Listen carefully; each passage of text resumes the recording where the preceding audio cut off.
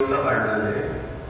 इंद्रियस इंद्रियाश्चर्ते राग द्वेषौ व्यवस्थितौ तयोर्वस्यागच्छेतौ यस् परिबन्धिनौ। भगवान कहते हैं कि हे अर्जुन, प्रत्येक इंद्रियों का अपने विषय में राग और द्वेष का वशीभूत होना उचित नहीं है। ये दोनों मोक्ष के शत्रु हैं।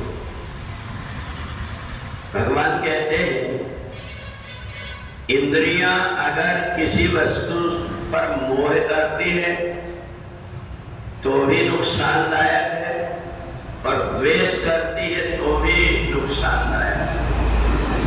ये दोनों इच्छा और द्वेष दोनों इंद्रिय के शत्रु हैं। इसलिए इन इंद्रियों को हमें परमात्मा में लगा करके इंद्रियों के आसक्ति को और द्वेष को दोनों को समाप्त करना चाहिए। अगर हमारे मन के अंदर इंद्रियों को सुख भोगने की इच्छा की आसक्ति होती है तो भी बंधन होता है, और यदि हम द्वेष करते तो हमारी बुद्धि के अंदर वही बना रहता है, ये मेरे को नहीं करना है, ये नहीं बोलना है, ये नहीं छूना है, ये नहीं देखना है।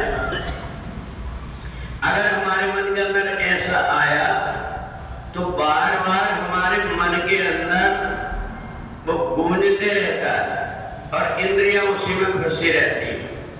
इसलिए समझदार व्यक्ति इन इंद्रियों को परमात्मा में लगा देता है। हाथ, पैर, वाणी, कान, इन सब को जब वो परमात्मा में लगा देता है तो फिर इसके बाद में न उसका विषयों की तरफ आसक्ति रहती, न द्वेष होता है।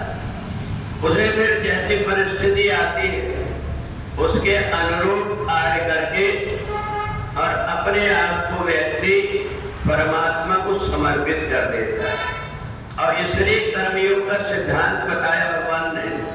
अगर हर व्यक्ति संसार से दूर भाग जाएगा तो भी उसका निर्वाह नहीं हो पाएगा, और हर व्यक्ति संसार में ऐसा आसक्त हो जाएगा तो भी उसकी मृत्यु बिगड़ जाएगी।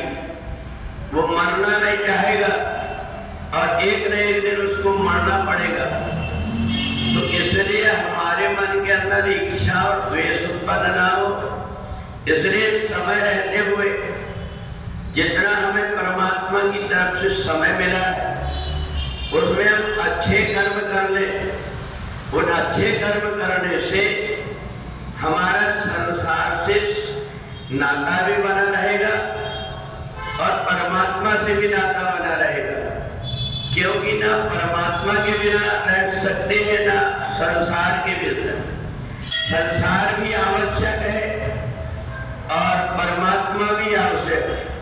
इसलिए वेदों ने बताया कि ब्रह्म सत्यम जगत मिथ्या। संसार में परमात्मा ही सत्य है। संसार की जितनी क्रियाएं दिख रही है वो स्थिर नहीं रहती। इसलिए हमें स्थिर जो नहीं है उसके पीछे भागना नहीं है। जो आज हमारे पास है कल किसी और के पास होगी, तो इसलिए हमें उसके लिए भागना नहीं है, बल्कि हमें संसार में रह करके कैसे जीना ये सीख लेना है। और अपने कर्म करते हुए हमें ऐसा ना लगे कि अगर मैं ये कर्म करता तो मेरा और अच्छा होता। इन्हें जितना समय मिला हुआ है उसमें हम सत्कर्म करके और जितने समय के अंदर हम कर सकते हैं अच्छे से अच्छे कर्म को करें। इसलिए भगवान ने कर्मयोग की शिक्षा दिया कि कर्मण्येवाधिकारस्ते मा फलेषु, फल चाहे कुछ भी हो पर हम कर्म करना नहीं छोड़ेंगे। ऐसा मान करके जो व्यक्ति कर्म में लगा रहता है एक ना एक दिन उसका सब कुछ वैसे की वैसे ही हो जाता है। प्रकृति अपना काम करती है, परमात्मा अपना काम करते हैं।